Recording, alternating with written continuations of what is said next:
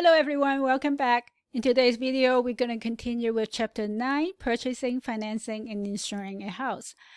In today's video, we're going to go over step by step the house purchase process. Let's get started. Your home is typically your largest investment, and therefore the home buying process and the home buying decision is a very important one. First and foremost, once you decided on a price range based on your savings and budget, you want to stay in that price range no matter what. You already did all the homework so far in this chapter to figure out how do you decide on what your price range should be based on the 3 criteria that we talk about. By staying in your price range, you will be sure that you will not become house burden and your financial plan will be successful. The next step, once you decided on your price range, is to shop for a mortgage. And remember, make sure that you find the loan that you like and a lender that you like before you get a pre-approval. These are all the homework that you should do. We also mentioned what you should do before you get a pre-approval. Do your homework before you start looking for a house. Most of us will work with a real estate agent or a realtor. A realtor is a real estate broker. Remember that they work for the seller and not for the broker. Most of the time, they will earn their income is from commissions, and the commission is anywhere between 3 to 6% of the value of the home. That is why selling a home is very expensive. Even if you work with a buyer agent, which technically is supposed to work on your best interest, their income is still commission-based. So they have incentive to get a house sold or help you buy a house so that they can earn the commission. Buying a house, it has many steps and a lot of legal responsibilities and also a lot of legal mumbo jumbos that you may not completely understand. A real estate agent can help, especially if this is your first time buying a home. You already learned a lot about the financing part of buying a house. We're going to walk you through the steps of other aspects that you need to pay attention to when you're shopping for a home. So after this chapter, you'll become a much more informed home shopper. Here are some of the things that you want to consider when you're choosing a house. Location, location, location. That is the mantra for real estate. Depending on your lifestyle, if you have children, you definitely want to choose a school district that has good schools, and how far you are from your work and whether or not you can work remotely. How much time are you willing to spend commuting? Next is the type of house. Single-family homes are the most popular in the United States. Some single-family homes are part of a subdivision and has a homeowners association. Some are independent and freestanding. In addition to single-family home, you may have a multi-unit or multi-family home. All that means is you have more than one unit, so it can be a 2-unit or a 4-unit. And you may own the entire house and you can live in one unit and rent out the others, or it can be some of them are condominiums, so they may still look like a house but they are actually condominiums, which means that you own the inside of the house but not the common areas and the common structures. So condominiums are part of a structure, not the entire house. In some places, there are co-ops. Co-ops is a unit in a building. The entire complex or a building is owned by a nonprofit. You purchase shares into the nonprofit, so technically no one owns any particular unit. You own part of the nonprofit that entitles you to use the building, and part of the building is the unit that you live in. Co-ops are only popular in very large cities. They are an animal all to themselves. One of the things that you want to watch out for if you do buy into a co-op is that buying and selling a co-op can be more difficult. You have to really read the fine print of the co-op. Some co-ops requires the board's approval before you can sell it, so it makes changing your location a lot more difficult. Most of us, when we are shopping for a house, we focus on the location and then also the layout of the house, what amenities it has. As equally important is the neighborhood. If your home belongs to a homeowners association, you want to really understand the bylaws. The bylaws of the homeowners association governs many things. They can be anything from how well you need to maintain your yard. They may say you cannot have more than 10% or 20% weed in your yard. They can be very specific. They may even say what color you can paint your house and so forth.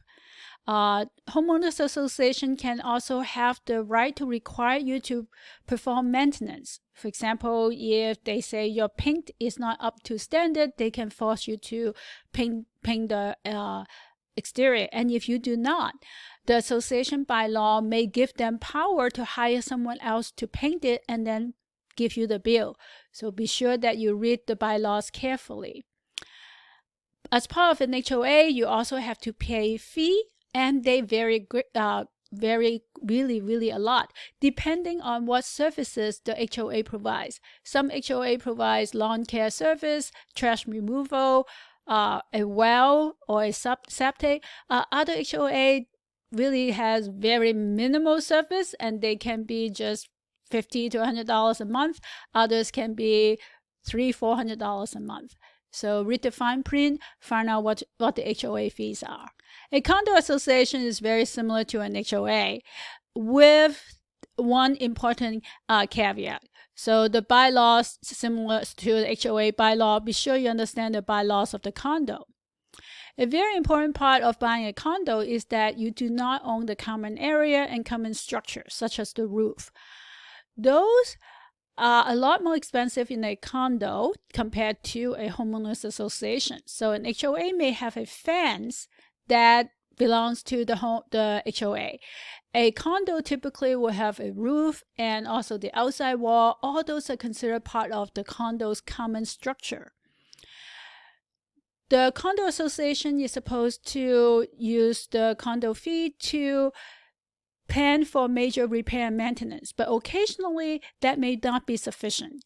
If the common structure becomes unstable or needs repair, the condo association can levy fees to repair those common structure. And most of the time, the condo fee covers a lot of services, and so everything from mowing the lawn to maintaining a swimming pool or even a tennis court. Those are great amenities. The important point is to ask questions. Find out what repair has been done in the past 5 to 10 years. That will give you an idea, and also how much reserve the condo association have for future repair. That will give you an idea on what you may expect in terms of special levies. After going through weekend after weekend of open houses, you finally find the house that you want. Now it's time to make the offer. Your offer is part of a price negotiation process. You can make an offer that is lower or higher than the asking price. Very few people make an offer higher than the asking price. Most of the time, you either make an offer at the price or maybe even try to be lower. Once you have made the offer, the seller can have 3 options. They can accept your offer, they can just reject it, or they can make a counter offer. If the seller accepts your offer, then it becomes a legally binding contract. If they give you a counter offer, then you become the one who can accept or reject it. If you accept the counter offer, once again, that becomes a binding contract. If they reject the offer, you have the option to make a new offer.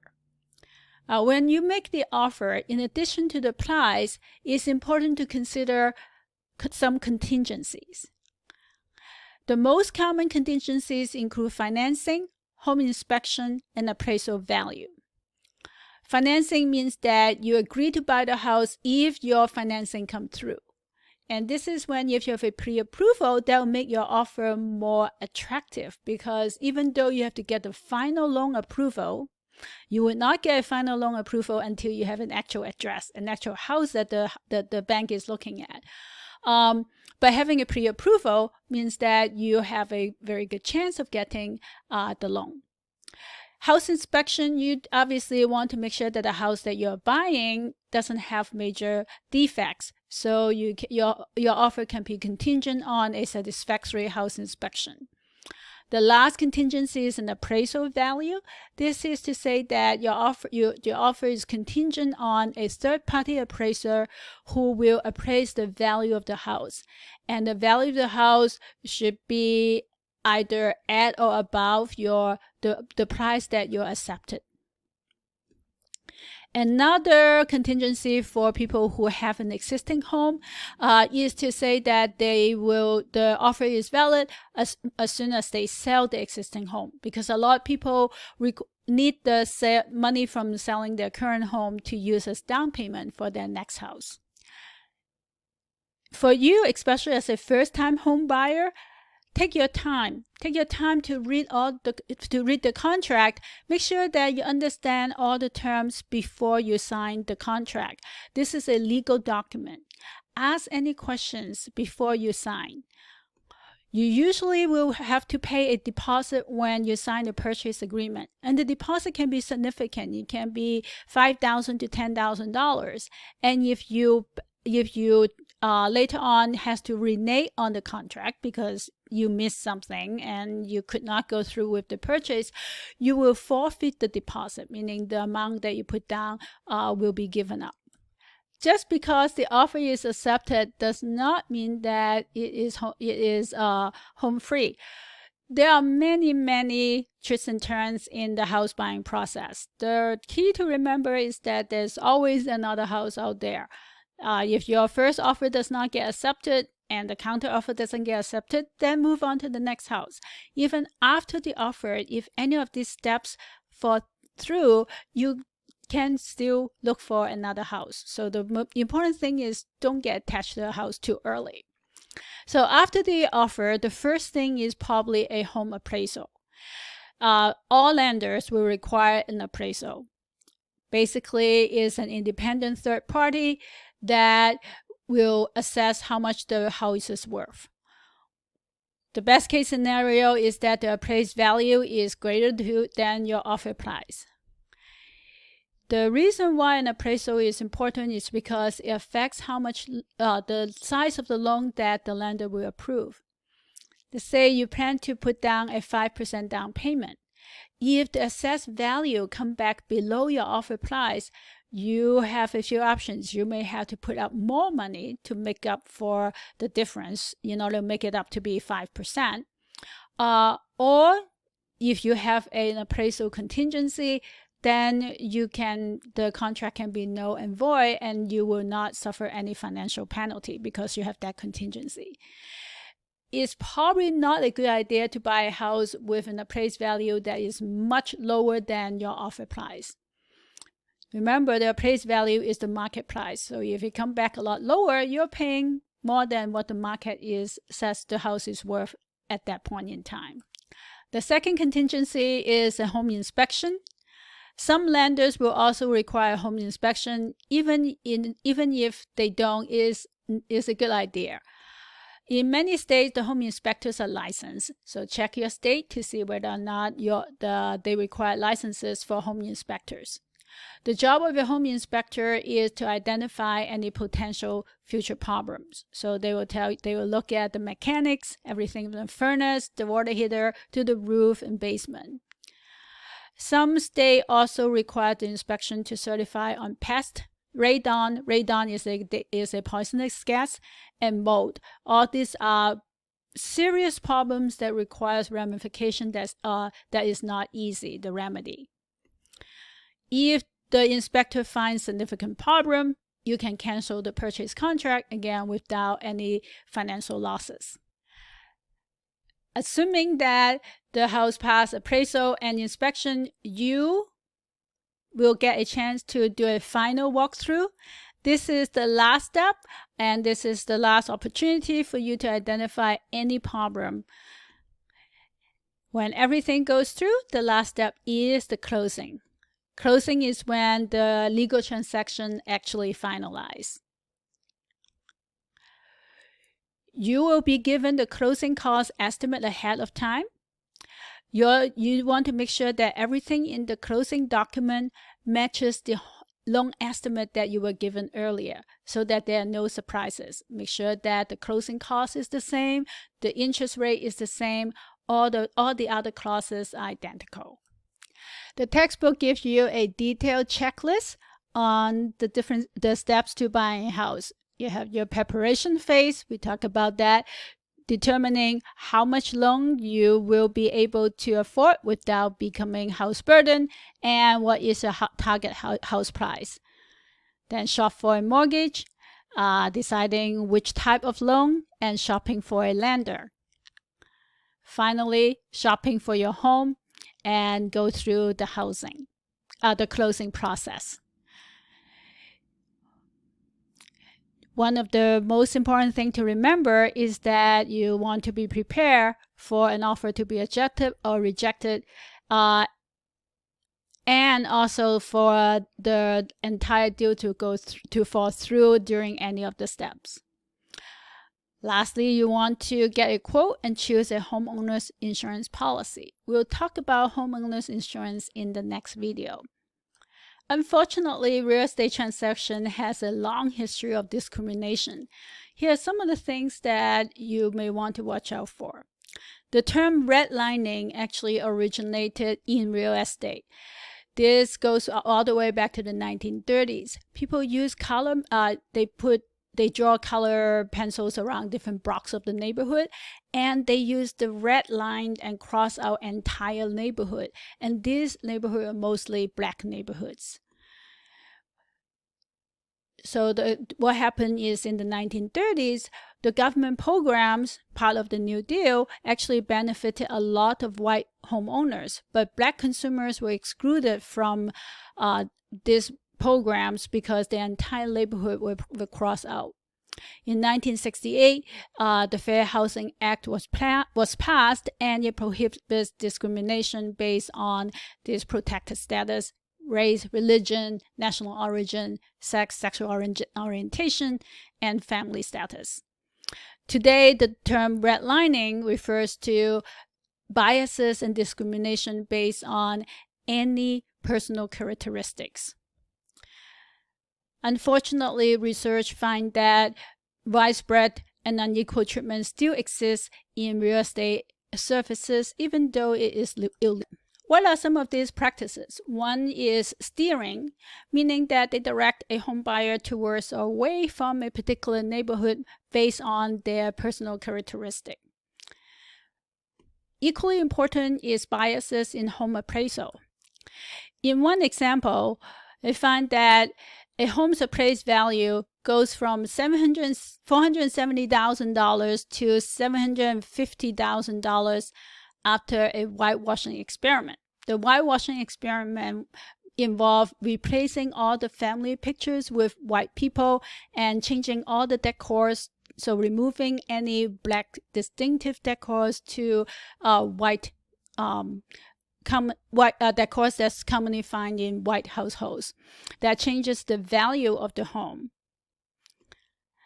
Another common bias is in mortgage lending.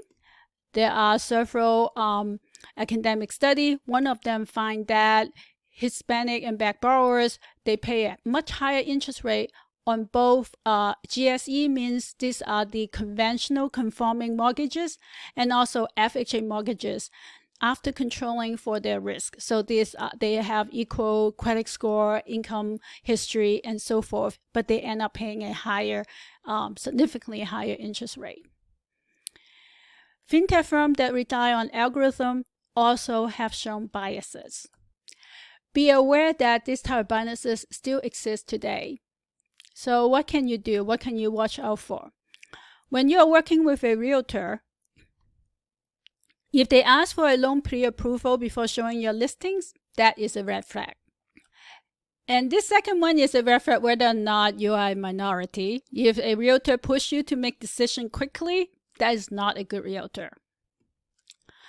If they push you to make decision quickly and if you ask questions, they said, don't worry, that is definitely a red flag. Again, that is not even race or religion or gender specific. That's just a bad realtor. For mortgage lender, if they say we don't need to do a credit check, that is a huge red flag because chances are they are steering you towards subprime or Alt A loans, which have a much higher interest. If they make promises that are not true or unlikely to be true, once again, rushing. Anytime you're working with a house buying process, this is a huge purchase. You should not be rushed. If they ask you to lie about your financial information, that's a huge red flag. If they don't answer your questions, or if they just simply tell you that I can get you a lower rate, if you ask them, are there any points? So now you know what question to ask. They need to tell you that. Again, always read what is in writing. They may make verbal promises, but if they are different from what is in print, it is what's in print that is important. After you purchase a home, you may find that you have to do some home improvement. One way to finance your home improvement is through a home equity line of credit or HELOCs. A HELOC is a revolving line of credit secured by your home, meaning that if you don't make payment, they can repossess your home. It's a revolving line of credit, meaning that it's not a fixed loan. You can draw on it the way that you draw on a credit card. All HELOCs are variable rate, so they are tied to an index interest rate. It has a draw period, meaning during this time you can take out up to the limit that is preset. So you can take funds out as needed to pay for purchases. Like I said, it's similar to a credit card. And during the draw period, you can make payment, and the minimum payment can be very low, and you don't have to repay the loan during the draw period. When the draw period ends, you enter the repayment period. It can be anywhere from 10 to 20 years. During the repayment period, you have to make monthly payments. The monthly payment is an amortized loan. It includes principal and interest, but it's still variable rate. So it'll be similar to having an adjustable rate mortgage for 10 or 20 years. The payment is obviously much higher than during the draw period because the draw period allows you to pay as low as the interest-only amount. Home equity line of credits are good for major home repair. You may even use it for educational expenses depending on the interest rate, if you can get a lower interest rate. Some people use this for debt consolidation, but there is a caveat. Be very careful. The interest rate on HELOCs are usually lower than credit card interest rate, but if you don't change your spending habit, you may end up just accumulating more debt. Here are some of the things to watch out for if you do take up a home equity line of credit. Remember that your home is the collateral. If you don't make payment, you can get foreclosed on your home. You can create a temptation to overspend, just like having a credit card. The payment during the draw period can be misleading because you may think, oh, this is all that I have to pay.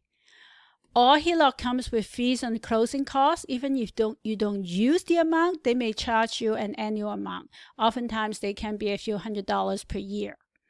It's a variable interest rate, which means that the interest rate can go up quite a bit. And a lot of them comes with prepayment penalty because they want you to take out the loan and make the interest payment. If you already have a mortgage and you take out another additional home equity loan, then your combined loan amount could put you under the water because now you have your primary mortgage and you have a home equity loan on top of that. We'll end the video here. In the next video, we're going to go over homeowners insurance. See you soon.